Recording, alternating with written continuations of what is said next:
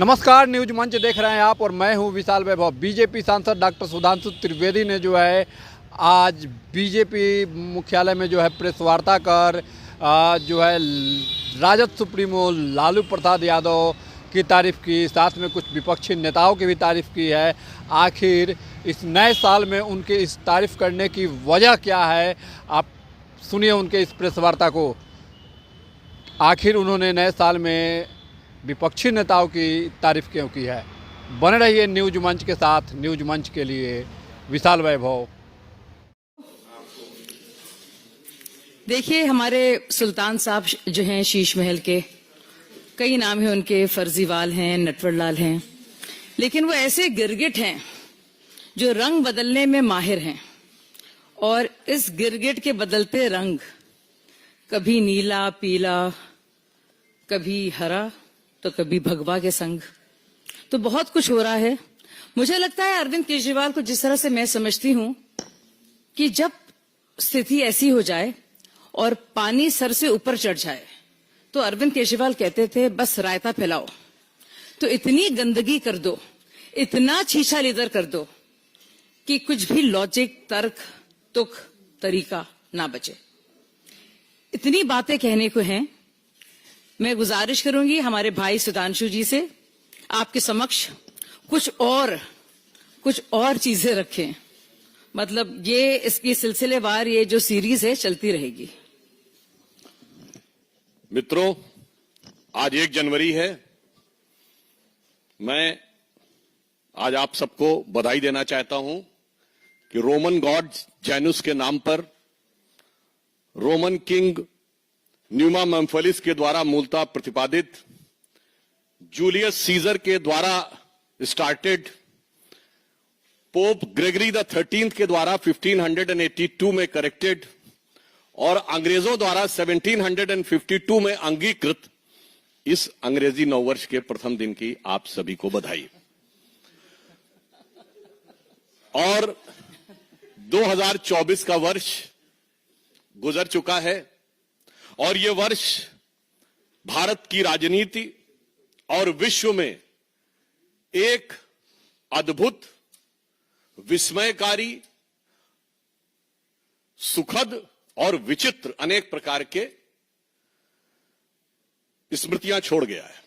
2024 में जहां एक तरफ श्री राम मंदिर का उद्घाटन हुआ 500 वर्षों के बाद, 60 वर्ष के बाद देश में लगातार तीसरी बार किसी प्रधानमंत्री को सरकार बनाने का मौका मिला। प्रधानमंत्री श्री नरेंद्र मोदी जी को संविधान ने 75 वर्ष पूर्ण किए और हम पूरे वर्ष में फास्टेस्ट ग्रोइंग लार्ज इकोनॉमी में से एक रहे। परंतु उसी के साथ एक विचित्र संवैधानिक उदाहरण भी इस 2024 में देश ने देखा, जब जेल से रहकर एक मुख्यमंत्री ने सरकार को चलाया। पहली बात यह भी स्पष्ट हो कि ऐसा नहीं कि केजरीवाल जी जेल जाने वाले पहले मुख्यमंत्री थे जिनके ऊपर आरोप लगा और उन्हें जेल जाना पड़ा। इससे पूर्व में भी शिबू सोरेन जी, मधु कौड़ा जी, लालू प्रसाद यादव जी, जयललिता जी, करुणानिधि जी, ये सब पद पे रहते हुए लोग गए। परंतु कम से कम लालू प्रसाद यादव जी ने भी इतनी मर्यादा रखी थी कि पद छोड़ दिया था नैतिकता के आधार के ऊपर। परंतु 2024 में एक ऐसा विस्मयकारी और विचित्र उदाहरण देश को देखने को मिला कि जिन्होंने मुख्यमंत्री के रूप में पद नहीं छोड़ा, और उससे बड़ी बात, जेल में रह के पद नहीं छोड़ा और जेल से बाहर आके पद छोड़ दिया। इसीलिए जो उनकी विचित्रता है वो अपने आप में इतनी विस्मयकारी है कि किसी के लिए समझना थोड़ा मुश्किल हो सकता है। आज हम आपके सामने, चूंकि अब नया वर्ष आया है, इस अंग्रेजी नए वर्ष में नित नए रूप और नित नए स्वांग रचने वाले पार्टियों में कोई और नया चित्र विचित्र उदाहरण देखने को मिले, उससे पूर्व हम याद दिलाना चाहते हैं कि आम आदमी पार्टी उस विचार के साथ आई थी कि हम नई राजनीति लेके आ रहे हैं। और आज की राजनीति में सबसे बड़ी चुनौती सारे राजनीतिक दलों के लिए जो थी वो ये थी क्राइसिस ऑफ क्रेडिबिलिटी। विश्वसनीयता का संकट। एक विचार आम जनता में बना है कि राजनीतिक लोग जो कहते हैं वो नहीं करते हैं। भारतीय जनता पार्टी और एनडीए ने प्रधानमंत्री श्री नरेंद्र मोदी जी के नेतृत्व में इस विचार को बदला। हमने राजनीति में प्रामाणिकता को स्थापित किया और आम आदमी पार्टी उसकी दूसरी एक्सट्रीम है, जो कहते हैं वो कभी नहीं करते हैं। तो मैं सिर्फ आज 10 पॉइंट बताना चाहता हूं जो आम आदमी पार्टी और केजरीवाल जी ने कहे थे और उसका यथार्थ क्या है। उन्होंने कहा था कि जो लटकते हुए तार हैं, अनसेफ इलेक्ट्रिक वायर्स, उनसे वो मुक्त कर देंगे। आज ये सवाल इसलिए है कि 10 साल उनको सरकार में हो गए, उससे पहले भी 2013 में भी उनकी सरकार रही थी। तो 10 साल से अधिक रहने के बाद दिल्ली में लटकते हुए बिजली के तारों की स्थिति यह है कि 26 वर्ष का एक नवयुवक 23 जुलाई 2024 को उन लटकते हुए बिजली के तारों की भेंट चढ़ गया। दूसरा, उन्होंने दावा किया था कि 24 आवर क्लीन ड्रिंकिंग वाटर देंगे, और अभी जब गर्मी आया तो लोगों ने देखा कि उत्तर पश्चिम दिल्ली और बाहरी दिल्ली के क्षेत्रों में किस ढंग से पानी को लेकर हाहाकार था। और पत्रकारों ने भी जाके देखा। चलिए, आप नेताओं की बात पे, राजनीतिक दलों के कार्यकर्ताओं की बात पे विश्वास न करें कि वो उसमें किस प्रकार की दुर्गंध आती थी जिस पानी का प्रयोग करना पड़ता था। फिर इन्होंने कहा वर्ल्ड क्लास एजुकेशन सिस्टम देंगे, यह दावा किया। और इतना ही नहीं, याद करिए, इनके मुंह से निकल गया था दुनिया का सबसे बड़ा अखबार जो है न्यूयॉर्क टाइम्स में छपवाना कितना मुश्किल है। छपवाना शब्द था, कोई जाके उस बाइट को चेक कर सकता है।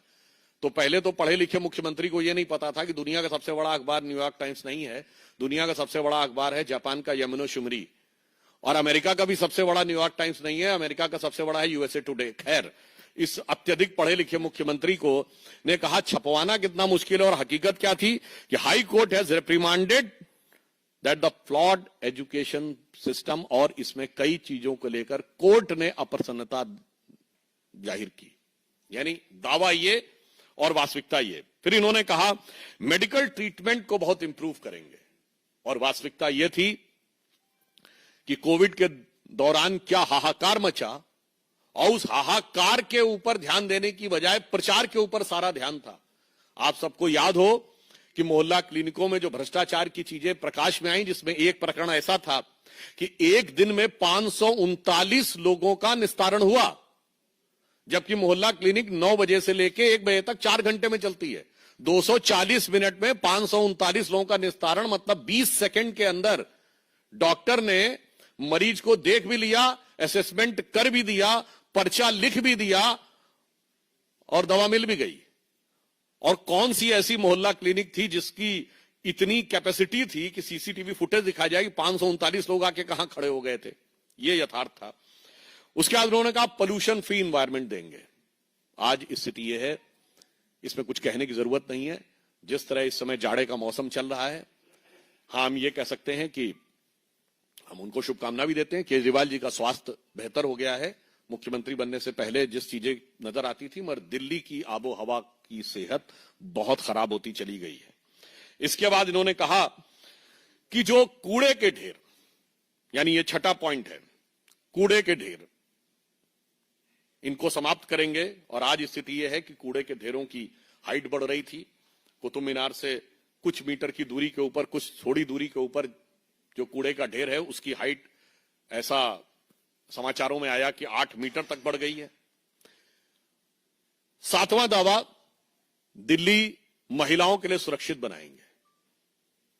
और भारत के इतिहास का इकलौता उदाहरण, जहां किसी भी सरकार के मुख्यमंत्री आवास में उसी पार्टी की महिला सांसद की पिटाई की गई और आरोप लगा मुख्यमंत्री के ओएसडी पर।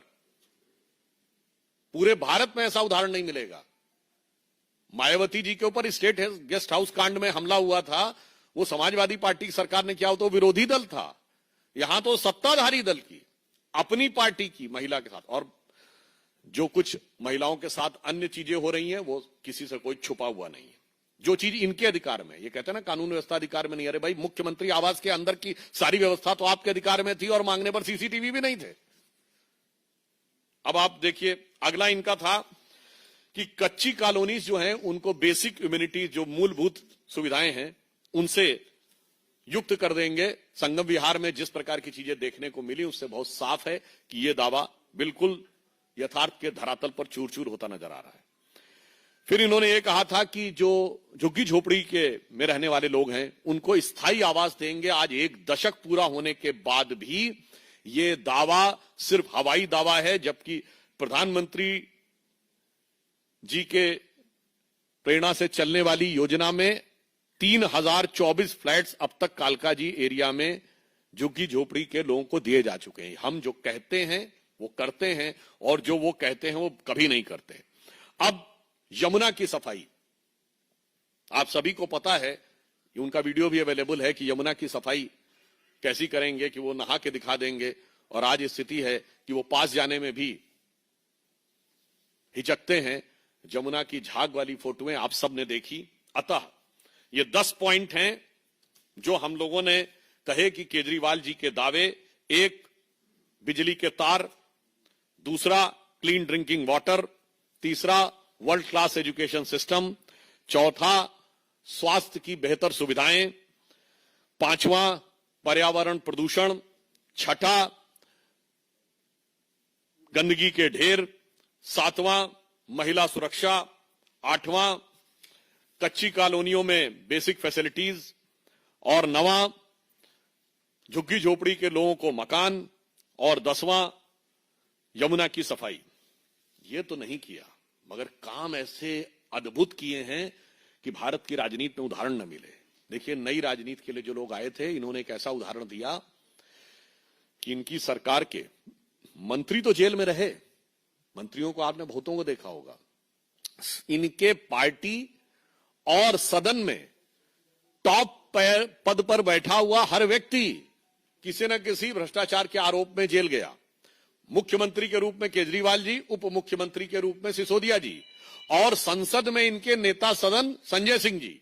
सोचिए, deputy CM, CM and leader of the house in leader of the party in parliament, तीनों। अच्छा, और देखिए अलग अलग प्रकार के आरोप, ऐसे आपने विविधतापूर्ण भ्रष्टाचार कभी नहीं देखा होगा।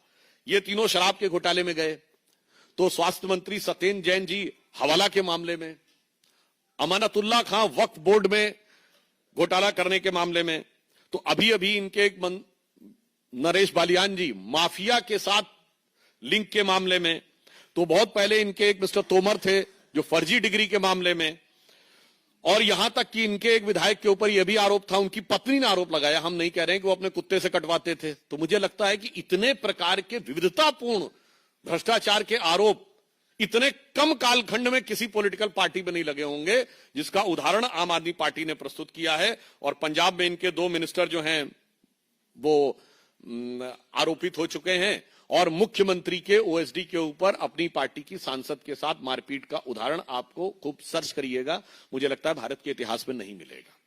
इसलिए हम बहुत साफ साफ ये बात कहना चाहते हैं कि दिल्ली की जनता अब नित बदलते हुए इस स्वांग को पूरी तरीके से समझ चुकी है, और इसलिए मैं एक पंक्ति में कहना चाहूंगा आम आदमी पार्टी के लिए और उनके संयोजक केजरीवाल जी जो कवच ला रहे हैं, वो कवच में तो लगता प्लास्टिक के बराबर भी स्ट्रेंथ नहीं है। और आप यह भी बात समझिए, ये नई राजनीति क्या है? नई राजनीति नहीं है, वही पुरानी कांग्रेस वाली राजनीति है। वहां सुपर पीएम सुनते थे, यहां सुपर सीएम है। वहां भी प्रधानमंत्री कार्यालय से सत्ता नहीं चलती थी, यहां मुख्यमंत्री कार्यालय से नहीं चलती है। तो मैं सिर्फ ये कहना चाहूंगा, आज देश की राजनीति में प्रामाणिकता की आवश्यकता है, जो प्रधानमंत्री श्री नरेंद्र मोदी जी के नेतृत्व में भाजपा और एनडीए ने प्रस्तुत किया है। आज भारत की राजनीति में अविश्वसनीयता का प्रमाण केजरीवाल जी के नेतृत्व में आम आदमी पार्टी है। तो उनके लिए एक पंक्ति कहना चाहूंगा कि चंद बातें करना और मुतमई होना नहीं अच्छा, सियासत आखिरी दम तक सभी को आजमाती है, बहुत गलती की गुंजाइश नहीं होती सियासत में, जरा किरदार हल्का हो कहानी डूब जाती है। धन्यवाद।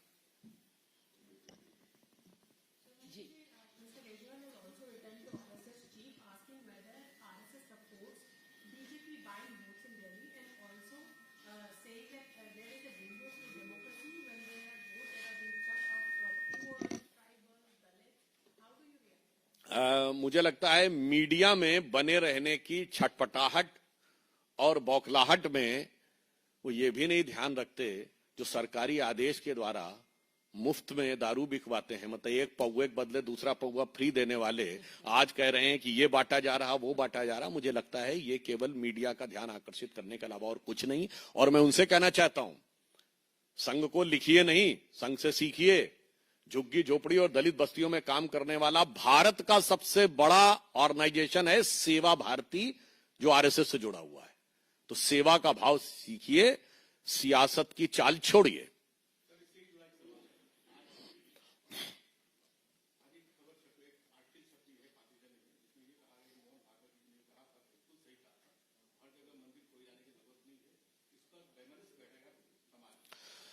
नहीं, इस विषय के बारे में पहली बात, कोर्ट जब इस विषय का संज्ञान ले चुका है तो मुझे लगता हमें उसके निर्णय की प्रतीक्षा करनी चाहिए। और ऑन द लाइटर नोट मैं कहूंगा कि किसी भी चीज के अंदर बहुत डेप्थ में जाएंगे तो पता नहीं किस किस प्रकार की चीजें निकलें, चाहे आप जमीन के नीचे जाएं या शरीर के नीचे जाएं। जो वो पुराने जमाने में था ना, एक पुरानी फिल्म थी ना, अमर अकबर एंथोनी, तो बस डर ये रहता है कि जब फिल्म खत्म होगी तो तीनों का बाप किशन लाल निकल आएगा, तो वो भी एक भय रहता। मगर फिलहाल कोर्ट ने निर्णय दे दिया है, इसलिए हम लोगों को कोर्ट के निर्णय की प्रतीक्षा करनी चाहिए।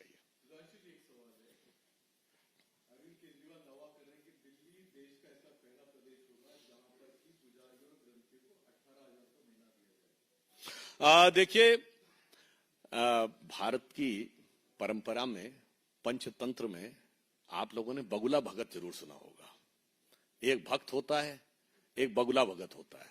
बताइए, जिन लोगों ने धार्मिक मामले के ऊपर क्या क्या नहीं बोला है और वक्त आने के ऊपर मैं बहुत साफ बात कहना चाहता हूं कि धर्म के प्रति आस्था और संस्कृति के प्रति आस्था, जो मंदिरों के खिलाफ रहते थे, जो राम मंदिर के खिलाफ थे, कहते थे कि राम मंदिर तो हमारी अननेसेसरी, इनको परिवार को बीच में नहीं लाना चाहिए। मुझे लगता है वो ये करने का प्रयास, और दूसरी बात उन्हें करना चाहिए। फॉर्म किस बात का भरवा रहे हो भाई? You are the government, you are not the party who is aspiring for power. आप कांग्रेस पार्टी नहीं है जो फॉर्म भरवा रही थी, आप सत्ता में हैं। हमारी सरकार ने जो कहा वो करके दिखाया है। मैं बताना चाहता हूं, हमारी मध्य प्रदेश सरकार ने मुख्यमंत्री लाडली बहना योजना 21 मंथ से चालू है। हमारी महाराष्ट्र की सरकार में मुख्यमंत्री माझी लाडली बहन योजना 4 महीने से चल रही है। हमारी उड़ीसा की सरकार में 3 महीने से, हरियाणा में 4 महीने से, और असम में अरुणोदय स्कीम 50 महीने से चल रही है। करिए ना, हल्ला मत मचाइए। इसीलिए तो मैं कहना चाहता हूं कि वो अंदर से कुछ और बाहर से कुछ और नजर आते हैं। इसीलिए उनकी भक्ति वैसी ही है जैसे कांग्रेस के युवा नेता की भक्ति है।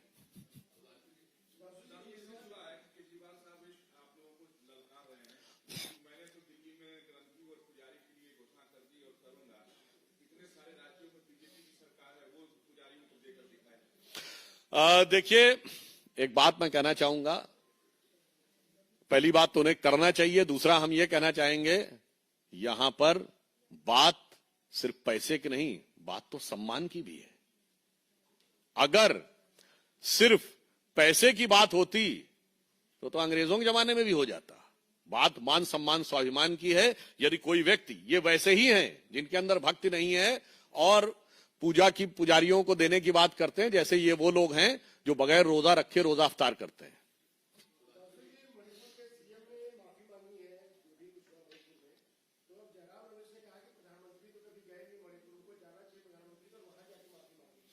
मेरे विचार से जो कुछ इस विषय की गंभीरता और संवेदनशीलता को दृष्टि में रखकर मणिपुर के मुख्यमंत्री जी ने कहा है, उसे उतनी ही गंभीरता और संवेदनशीलता से लेना चाहिए और उस पर किसी भी प्रकार की राजनीति करना अवॉइड करना चाहिए।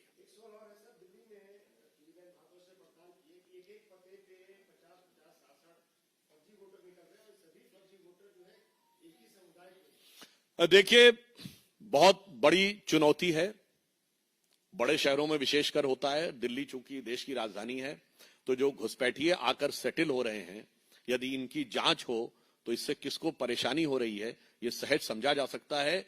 आम आदमी पार्टी की सरकार में 2 चीजों की गारंटी निश्चित रहेगी, भ्रष्टाचार क्योंकि सभी मंत्री और विधायक उसमें संलिप्त होंगे समान भाव से, और दूसरा घुसपैठियों की भरमार।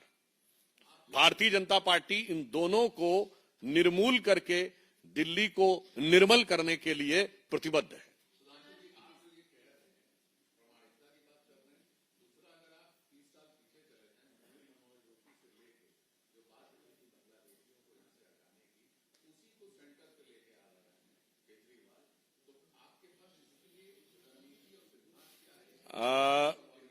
देखिए, हम उसको आइडेंटिफाई करके कार्य कर रहे हैं, मगर मैं पूछना चाहता हूं, वो पार्टियां जिन्होंने सीएए पारित किया भारत सरकार का, उसके विरुद्ध विधानसभाओं से प्रस्ताव पारित कर दिया, वो आकर जब आज ये बातें करती हैं तो मुझे लगता है कि कौन चेहरा है और क्या मुखौटा है देश की जनता समझती है। धन्यवाद।